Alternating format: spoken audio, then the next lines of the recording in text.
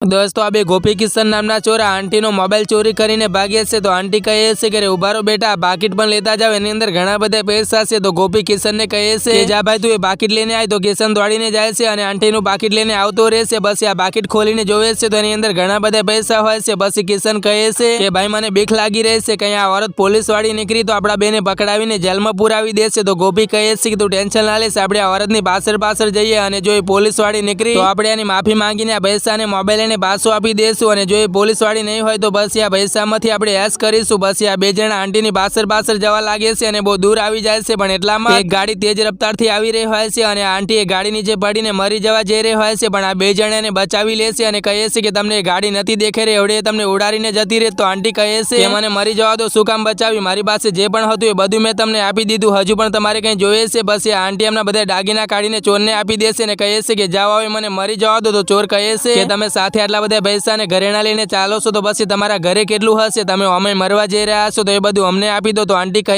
છે કે હા બેટા તું સાચું કહી રહ્યો છું, મારા મર્યા પછી અમે આ બધું મારા કામનું નથી, તમે મારી સાથે મારા ઘરે ચાલો, હું તમને બધું આપી દઉં છું। પછી આ આંટી આ બે ચોરને એમની સાથે એમના ઘરે લઈ જાય છે, પણ હવે તો આગળ જે થયું એ જોતા પહેલા એ અંબે માતા જે પણ કોઈ આજે આ વિડીયો પર એક લાઈક કરીને ચેનલને સબસ્ક્રાઇબ કરીને ઘરમાં કોઈ દિવસે ધનની કમી ના રહેવા દેતા અને કોમેન્ટની અંદર જય માતાજી જરૂર લખી દેજો। પછી આંટી એ બે ચોરને ઘરે લઈને આવે છે અને કહે છે કે તમે બેસો હું બધું લાવું છું। પછી આંટી બધા ઘરેણા લાવીને એમને આપી દેશે। તો ચોર કહે છે કે મારે કંઈ નથી જોતું અને એ બધું આંટીને પાછું આપી દેશે। તો આંટી કહે છે કે મતલબ હું કંઈ સમજી નહીં। તો ચોર કહે છે કે આંટી તમારી જિંદગીમાં શું તકલીફ છે એ તો અમને નથી ખબર, પણ આપણાને આ જિંદગી એક જ વાર મળે છે, એટલે આપણે આ જિંદગી આનંદથી જીવી લેવી જોઈએ।